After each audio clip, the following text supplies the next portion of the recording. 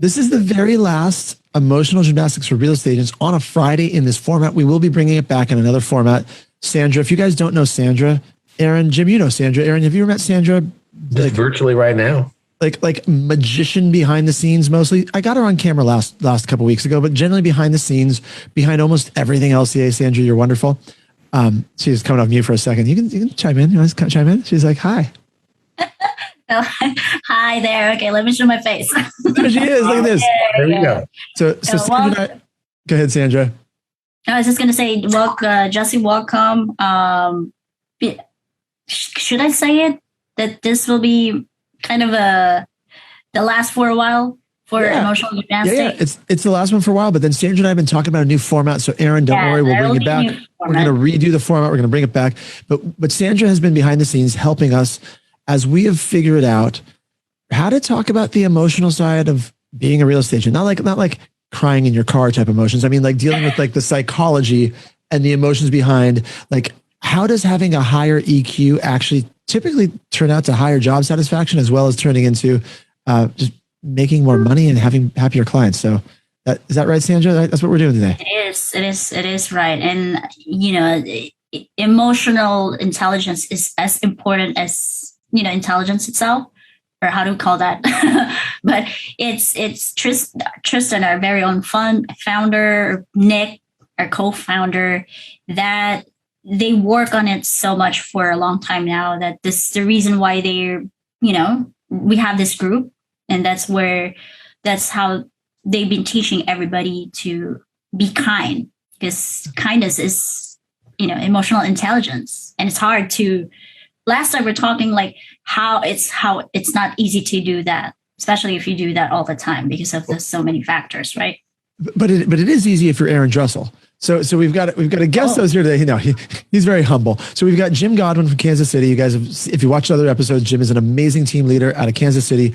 Aaron Drussel is a broker owner out of, you're out of Salt Lake City, aren't you, Aaron? Salt Lake City, Utah. Salt Lake City, Utah. I thought so. So Aaron Drussel's been a friend of mine and Jim's for a while. And Sandra, I know you say it's not easy. I'm kidding. It's really not easy, but Aaron makes it look easy. So I invited him here today just so we could grill him on like, how do you make it look easy? Yeah. Tell us, Aaron, because honestly, it's not easy to do it all the time. It's not easy. No, we live in a hard world, right? I mean, like what's interesting is like we live in a world where real estate, we're helping people buy and sell houses that are typically triggered because of changes in people's lives.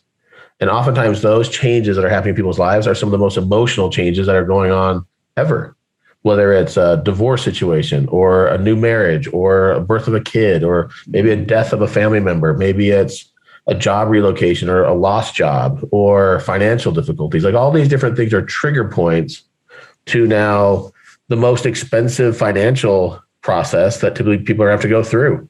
And what's interesting is it doesn't happen all that often because the average person sells their house maybe every 8 to 10 years. And so it's not something that people just do all the time routinely. And then add on top of that all the emotion, and then we get thrown into it. It's like, oh, just help to make it all easier for everybody. Just do that. And on top of that, you have another side of the transaction who's like just as emotional, if not more emotional in the whole process. And then why don't we just throw another agent involved in their side who maybe is super emotional too? You got like all these emotional people with super high, and then we get told by countless billions of dollars in the marketplace saying, you guys are overpaid. So all the stuff that you deal with, yeah, you're overpaid on top of that. And so that's really fun. So you're dealing with all of that stuff all at one time. And that's what makes real estate so much, quote unquote, fun, right? It is. Jim, I see you smiling as he says that. What's your take on that, Jim? I think that it should be a license requirement that agents should have to either buy or sell a home every 2 to 3 years. I mean, I think we take this stuff for granted because we deal with it every single day. But when you actually go through this yourself and remember what the process is like, I talk to agents all the time that are buying and selling, and every single time they always say, I forget what this is like. I forget how emotionally attached I am to an outcome right now. and I'm not thinking clearly. And these are trained professionals. So can you imagine what the general public is thinking every time that they're going into the situation where they don't know what the next step is, or they don't know what to expect, and they're counting on us. We have that leverage, and we're still emotionally involved in making irrational decisions. So just imagine what it's like for the public. Oh man, all you have to do is just pack up your house one time and prepare to move, and you're like, oh, it's awful. I tell people to do this. Like, this is what I instruct and help people to do. How is this even nice to do to anybody? Okay, so one of the secrets I'm seeing about Aaron already, because truly, dude, I do look up to you in terms of my I almost said emotional bodyguard. That's my wife. My wife's my emotional bodyguard. We met her 2 weeks ago. You're more like my emotional guru or my emotional Sherpa. Oh, I thought you were going to say physical bodyguard. I was so close. I thought you were going to say wife, emotional bodyguard. You're my physical bodyguard. I'm like, next year, Aaron. Next year. You are. You're my Kevin Costner, right? And I'm your Whitney Houston. Is that what you're referencing? The Bodyguard from 1997? Right? If the song started playing in the background on our, like when we get this video out, I think I'll find it. I'll work on that. We'll do that. We will do that. I'll work on that. But you can only play 6 seconds without violating copyright laws. So we'll make sure you enjoy the song. I'll find it. Anyway, so Aaron, notice what hours we're laughing here.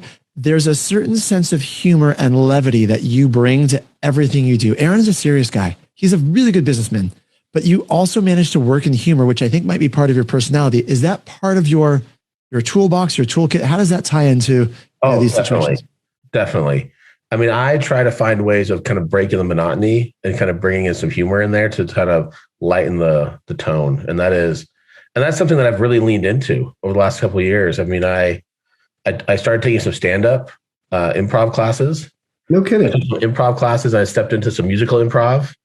I started doing stand-up comedy because it was kind of outside my comfort zone. And that has now like come into my real estate business just naturally. And that's helped in really intense, difficult situations to kind of break that pattern of, or that weight of emotion and be able to kind of reset the tone.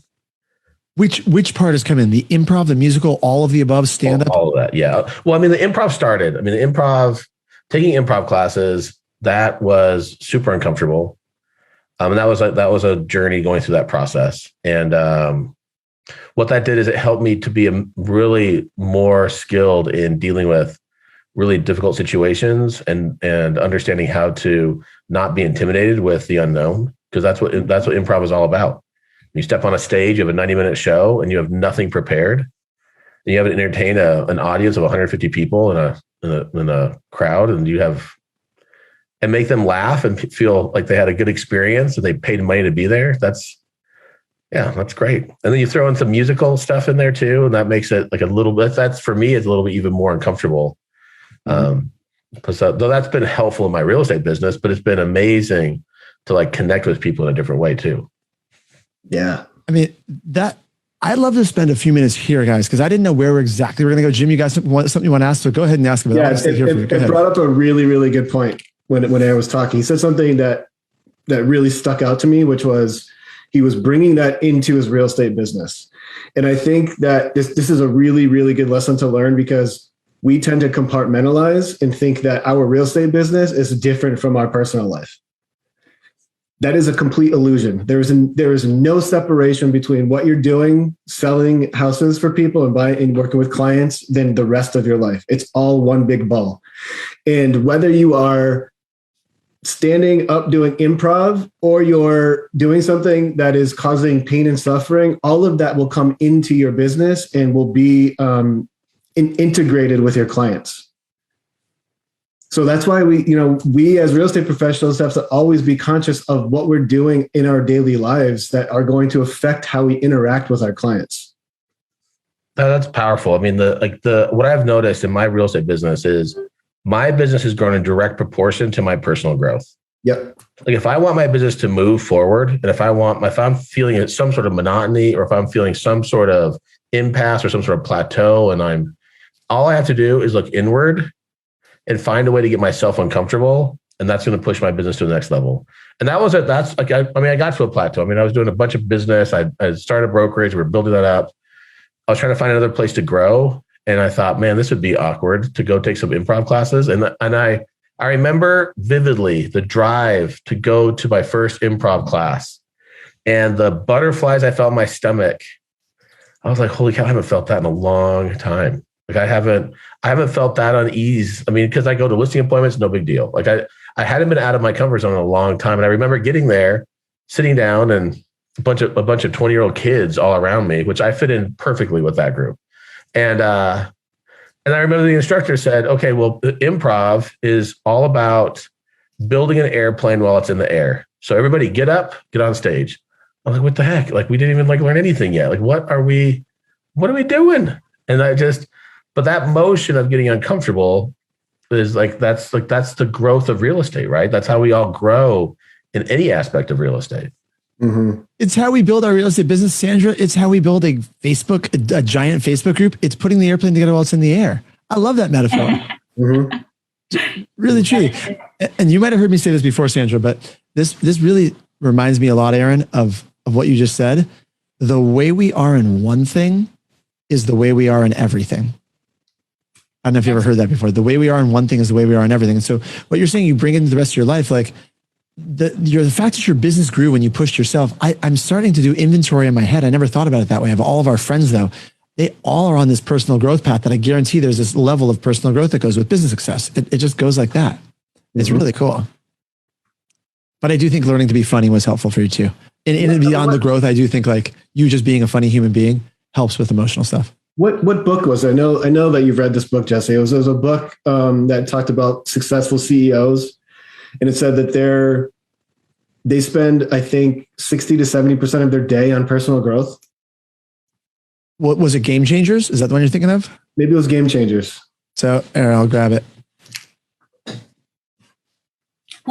Aaron, question, would you recommend to others to try enroll for like a stand-up comedy? Sure. I think for anybody to find something that they're uncomfortable with, right? I think an easy world to get into if you really want to get out of the comfort zone is something physical. I mean, if you're like, whatever your physical state is in your body and you're like, I want to get uncomfortable, great. Then I would hire a trainer of something, find another hobby that's outside your comfort zone, find some sort of challenge that's out there. It's just something that, and especially that thing that you're like, makes you uncomfortable, just the thought of doing it, right? Like if Sandra, if you decided like, oh, you know what, maybe I want to run, like, great, let's sign up for a marathon in March of next year. Like, oh, well, I don't know about that. Like, I don't know about if I want to get a marathon. But then you'll start to do things to like change your life to put in congruency to get to that goal of whatever that is. Or it's signing up for like a triathlon, or it's signing up for music classes, or like Jesse decides to go on tour with a music group that he doesn't even have put together yet. He's like, oh, by the way, I'm going on tour next summer. We're going on tour through the state of Texas. I've never done that before, but I've got a guitar right here and I'm ready to roll. I do that all the time. Like that's called getting comfortable with being uncomfortable. I've been declaring now for the last year, I'm doing an event in Madison Square Garden in the year 2025. Just so you guys all know, I'm doing an event in Madison Square Garden. And I tell some people who are like, you're crazy. And some people are like, cool, let's do it. You're just jump in there. And what's your response to that? I love it. I think that's great. I mean, like my thing is I want to host the Oscars someday. Like that's where I want to be. Like I think it'd be super fun. It'd be fun to like create those little skits, make fun of the people in the front couple rows. Good with that. Do you mean like the actual Academy Awards Oscars, or like a family that's last name is the Oscars, like you want to host them at your house? Either one of those would be great. So because one's more doable. I can find you a family name. Name Oscar? Like John Oscar, Susan Oscar. Just to bring them here? You can host them, yeah. That'd be, I mean, probably the Academy Awards would be a little bit harder goal. So I might shoot for that one instead. Let's go. I'll be happy to do the Jimmy Fallon, to be part of Jimmy Fallon show. Hey, I have a video that's trending on Facebook or on YouTube that I made a fake video of me getting interviewed by Jimmy Fallon. And it's, did you really? Oh, it's got like 10,000 views. And like I posted it one time with no, I just put it like the video out there on YouTube and just let it sit there. Fun. For fun. Yeah, it's pretty funny. Did you know you were funny before going to take an improv class? Like, had people told you? Did you have a sense for it, or were you literally just out of nowhere? You're like, I'm gonna go do some improv. I mean, I could find humor in different things. Like I felt like I always had a way of like creating humorous things, but I feel that improv gave me some rules around how to play the game a little bit better. and like understanding how to play. Because like you might go and shoot hoops in the backyard, and you might be like, oh, I can play basketball. I can shoot hoops. I can play. But then you go and like actually play on a team, and you understand like the rules. Right? Oh, there's like out of bounds, and there's like other. Like, oh, I didn't know that.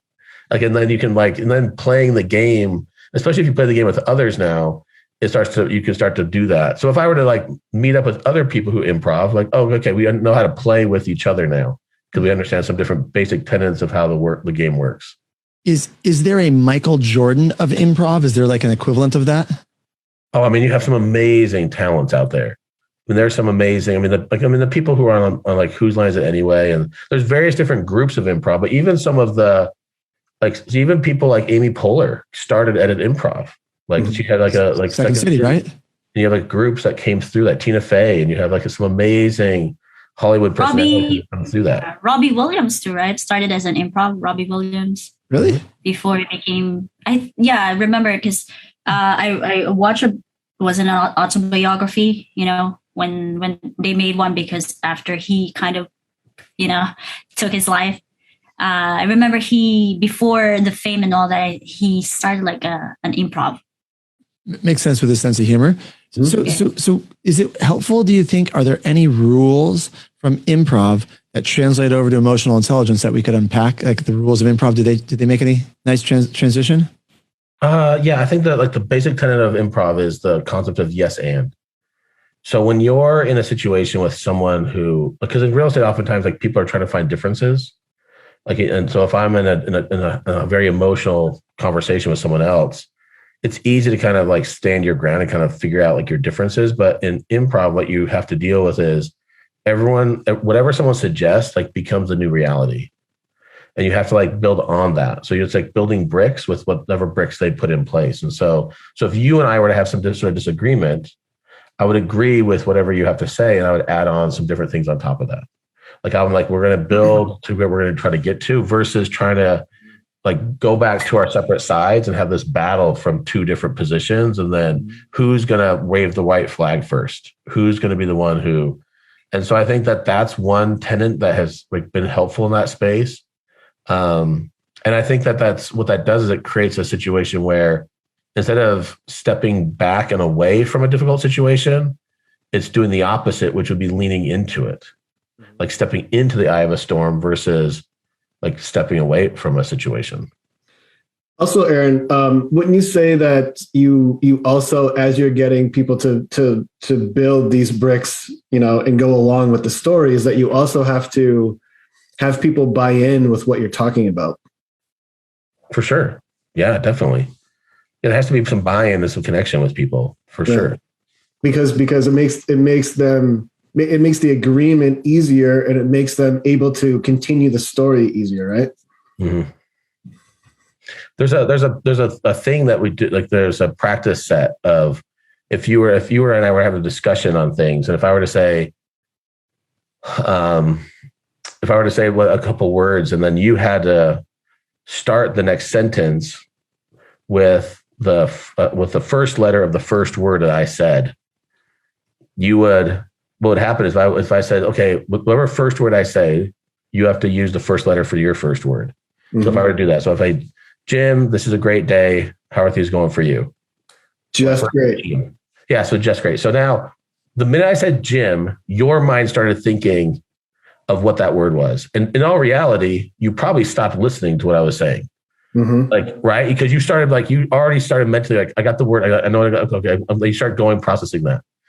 But if I were to say, you have to start with the last letter of the last word I say. So, Jim, today is quite the day, isn't it? It is. Yeah, right, because you're listening to every single word I'm saying. I was. At the very end, right? Like it's every single word you're listening to get to the end. Which, so when it comes to improv, what they teach is you've got to be so dialed in to listen before you ever speak on the other side. Mm-hmm. Because if you're trying to figure out what to say before the other person has ever even talked on their end, you won't hear. You won't hear. You won't even hear what they've even said. Like, because you're so prepared. And I think in the real estate space, especially in a very emotional process, oftentimes people get to a world where they try to figure out what to say next before the other person has even finished their thought process to what they've been talking about. They're already gearing up for the next assault or the next attack before the person's even said what they want to say. And like they're battling back and forth, and neither party's even really listening to each other. They're just trying to figure out how to reposition and be ready for the next conversation. Yeah, this is a foundation of good communication. For sure. Right? Listening intently. Yeah, that is amazing. So that's what getting into improv class give us, right? I think that's great. Don't you agree, Jesse? Jim? Well, that's what I was just going to ask. So as you're listening to this, because I'm thinking this is actually something I do fairly naturally, but it's because it's a skill I've worked on for a long time, right? When I listen, I feel like one of my superpowers is I really am present and I'm listening, and that allows me, and then I can also roll on the fly because my brain works pretty fast. But if we're talking emotional gymnastics, I think that is a muscle. Just like an improv, you probably get better at that as you go playing that game, where if you were trying to build off the last letter of the last sentence, the first time you do it, you're pretty terrible. You do that every day for a week. By the end of it, you're doing pretty good because it's a skill. Would you agree, Aaron? Oh, for sure. Definitely. I mean, we had some of my improv friends came and we did a real estate training with my agents, and it was awesome. It was super fun. It was amazing to get my agent super uncomfortable. That was awesome. And then we even did a series of how to find the funny in everything. And that's helpful when you're trying to create video content, right? Because if you're trying to create video content, you're trying to create connection with your people.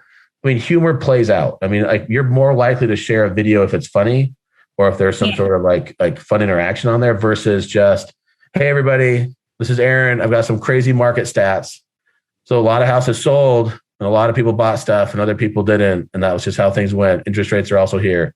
Have a great day. That video is so monotone and not exciting versus some sort of humor that you could put into place that would be more like able to connect with your clientele and your tribe that you're trying to speak to.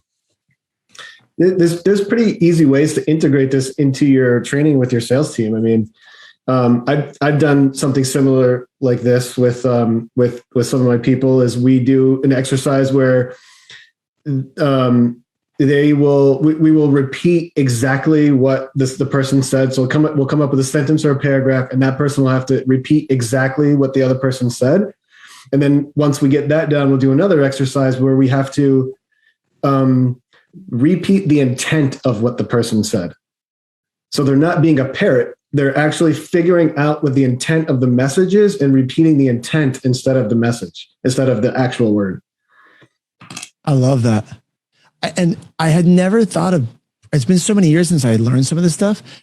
I'd never thought of practicing. Like, I think those of us who've done real estate for a while at a high level probably have just ingrained a lot of these things. But if you're trying to help other agents, or even in myself, I want to go back and get better at this stuff again. I'm like, I want to go back and relearn. And these sound like fun things to do. I'm like, let's nerd out, Jim. Let's go play. I want to play these games. Really? Yeah, it's fun.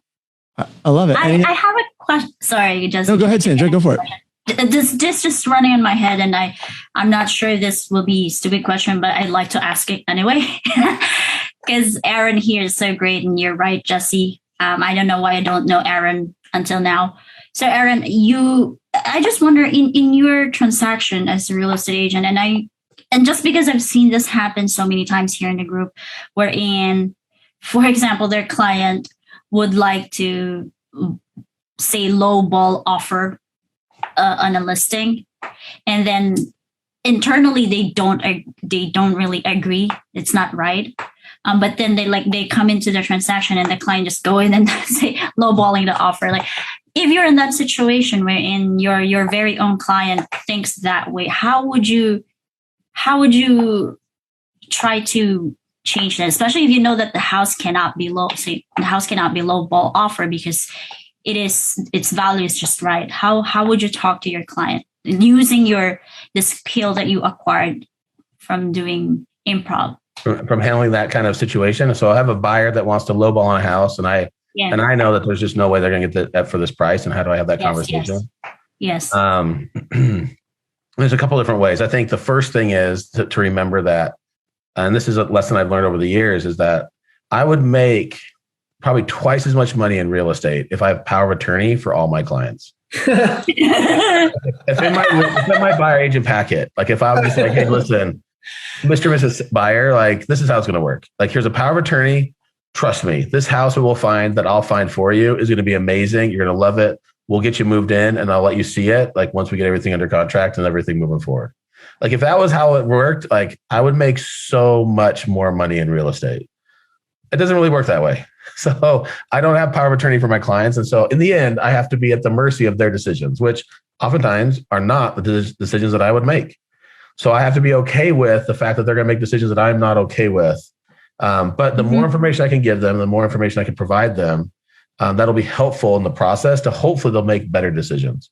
And so in that scenario, if someone's coming in and they're thinking of that lowballing the offer, I say, okay, cool, we can offer whatever you want. In the end, what's going to happen is the seller and the agent that they're going to be working with are going to decide if that is an offer they want to work with or not. So it'll be interesting to see how they play out. Now, I will tell you, if I was on the listing agent side, I got an offer like that, I would probably look at that and say, no way. Because if I'm the listing agent, I'm going to say our house is priced pretty well. I mean, we can look at the comps and we can kind of look at that. And like, so I'm just saying, if I was a listing agent, I would have a hard time accepting that offer because I don't see that coming through. Now, at the end, I'm not the listing agent. So you're lucky on that end. Like I'm not the listing agent. We have another agent on the other side, and that agent might even be better than me, but that's okay. So let's just find out and see. If you want to put an offer in, we can do that. What I hope would not happen is that we don't offend the seller to a certain point where now, if you want to come with a better offer and you're coming in with, and you're just like, oh, no, we just want to try it. Like, I just want to create like this gap now emotionally and mentally for the seller where they don't see you as a real buyer. Because I feel like you're a real buyer. I feel like you do want a house and I feel like you want to get into a house. And the question that comes out to is how badly do you want to get into a house? And if you didn't get this house, like how bad would that be? Because like, if you guys are moving out next week, you have nowhere else to move to. And you're going to be, I mean, like, I wish you guys could move in with me, but like my wife would say, no, that's not going to happen. So you can't, not going to be moving in. There's a guy named Jesse who lives in Southern California. You could totally live with him because he lets his clients move in with him and he co-signs for all of his clients too on homes. He's a full service realtor. I'm not a full service realtor. Full service. Co-signs for his clients on homes. It's like, he's like all in. But so I guess I would go back to the pain point of like, how bad would it be for them if they couldn't get it? Yeah. And it's going to come back to like, they'll have to make the decision. And if they want to put an offer in, like, all right, let's see how it goes. Like we'll see how it plays out. And I hope it goes like as you want. At the same time, I'm kind of future pacing the conversation of most likely what's going to happen.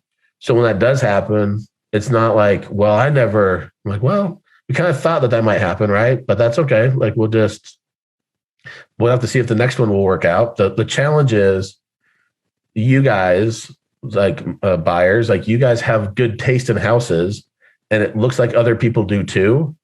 So the challenge for you is getting a price lower when other people are also willing to buy that house for a higher price.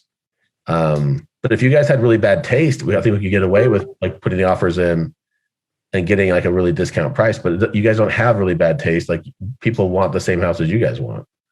So.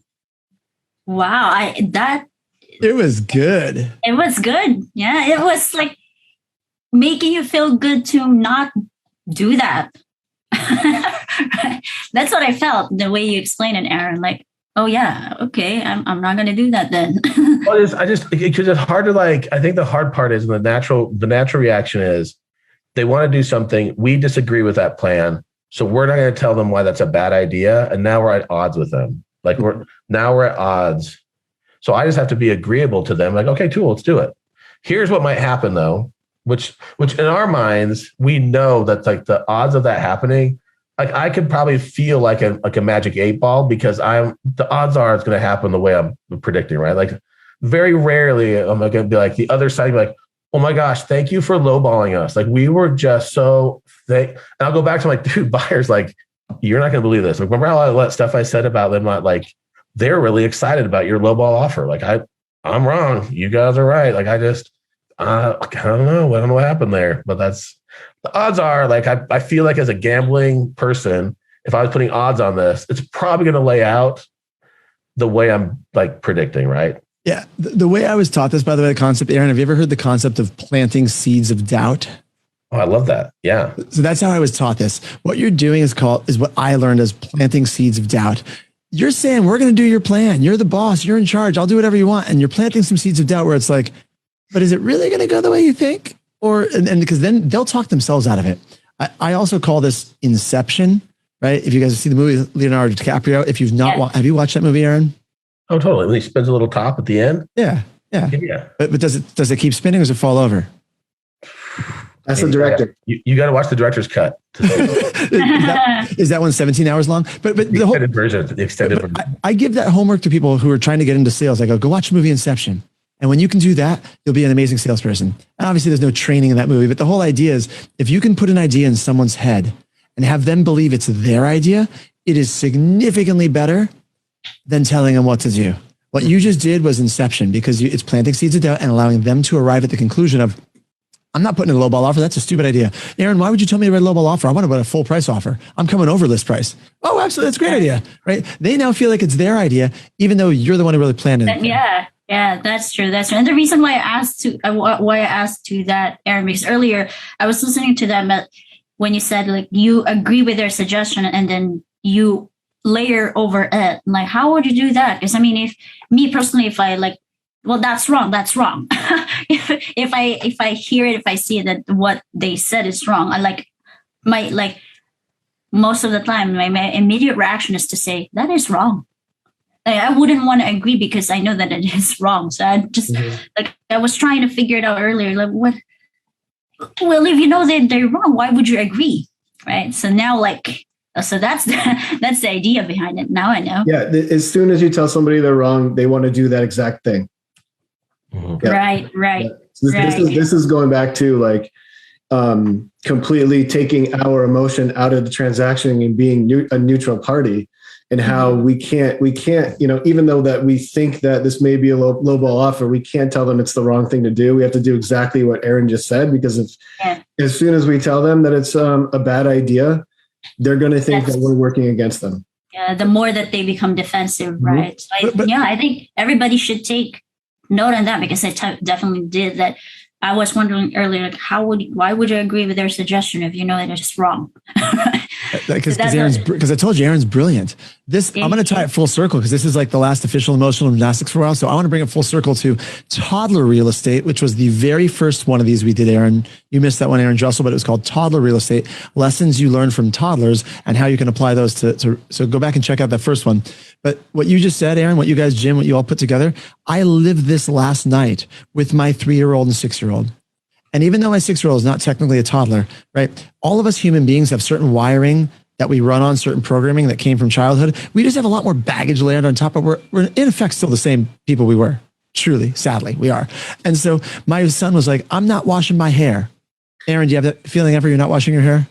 I mean, you don't have to rub it in, but no, I don't. Okay. He has to wash a lot of body hair. Yeah. Oh man. Was that a yes and that we shouldn't have done? Anyway. That's the Jim. Hey, Jim's wearing a hat. He's not even talking. We're not even talking to Jim, right? There you go. So my son's like, I'm not washing my hair. He's getting more and more angry. The more I want him to tell him, like, wash your hair, wash your hair. So finally I'm like, all right, dude, don't wash your hair, don't wash your hair. That's cool. Oh, the wig is coming out. I love it. That is awesome. This is super helpful. This got real. I can't even tell that this looks like a legit filter. I feel like you can tell my fortune now. I think it would be better, Aaron, if you started the webinar that way and then halfway through just took it off. Took it off. Just do the whole thing. Went from video on and video off, and it came back on, and it's no one could tell the difference. I just acted like it was no big deal. Like I was just in the middle of a sentence as I'm talking, just back and forth, and people were like, what is wrong with the feed? It is they're literally hitting their phone. There's something wacko with this thing. What's going on? We're going to use that in a video. We're totally going to do that, Aaron. That is awesome. Good. No, long story short, I'll pull all together, wrap it up in a minute. So with my son, he doesn't want to wash his hair. The more I lean in, the less he wants to do. It's finally fine, dude. Don't wash your hair. I'm cool with that. Don't wash your hair. I'm going to take your sister, though. I can get her out of the bath. She probably wants to play in the shower, though. And she's like, yeah, I want to play in the shower.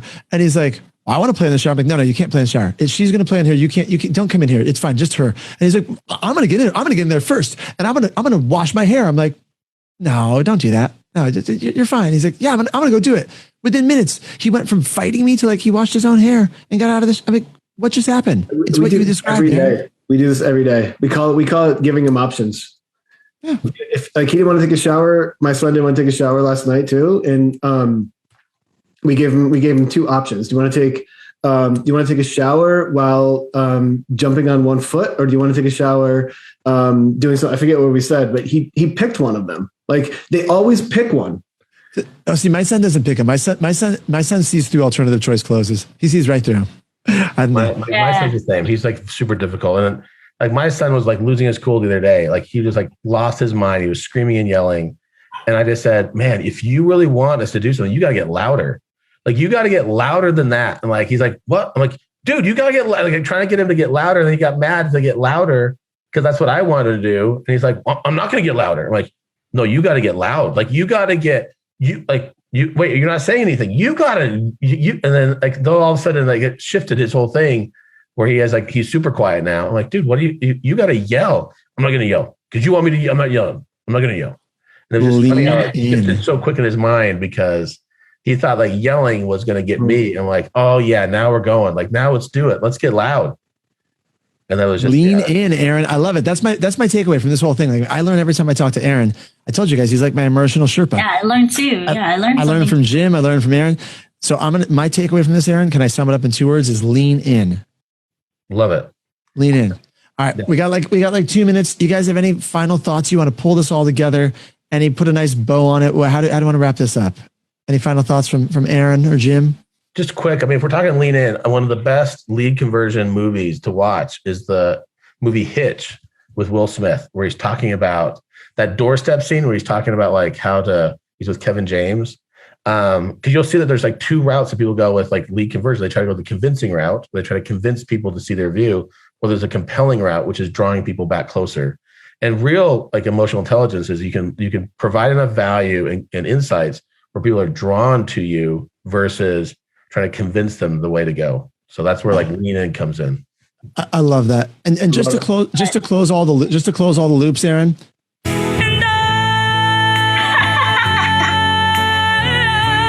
the bodyguard. I just wanted to throw that in there. Anyway, this has been super fun. It is fun. I don't know if anybody recognized that song. Thank you, Sandra. She got it immediately. It was 1992. I was off on the year. 1992, The Bodyguard, Kevin Costner. 92. Jeez. Aaron, you can be my emotional bodyguard anytime. Jim, any final thoughts? Go ahead. Any final thoughts, Jim or Sandra? Thanks go ahead, Jim. Here. It's so good having you. Sandra, thanks for always helping us organize these things. This has been really wonderful doing this version of emotional gymnastics. We're going to be back in a little bit, guys. Revamp style. Aaron, love to have you on anytime. And we'll just do a whole webinar of you changing hair, no hair. Maybe we'll call the podcast Hair, No Hair. And the entire idea of the show is just we're talking serious conversations with real estate professionals while you go between hair and no hair. That's the whole gimmick of the entire show. We have multiple panelists. They're just me with different like hairs. So that's perfect. Well, I was actually going to pitch that show to you. So we are launching a podcast in all seriousness, guys. We're launching a podcast called Agent Anthems, unlocking the hidden mysteries or the hidden meaning behind pop's greatest songs. So we're going to take songs that have nothing to do with real estate, and we're going to have different professionals play characters talking about how they relate to being a good real estate agent. Oh, man. I'm in. I know you're in. Wow. It's going to be good. Count me in there. Count me in there, Chelsea. Thank you. You want to be in? Thank you for sharing that. All right, cool. Have a great day, everybody. Bye, guys. Bye. Thank you. Produced by the Agent Collective Media Network.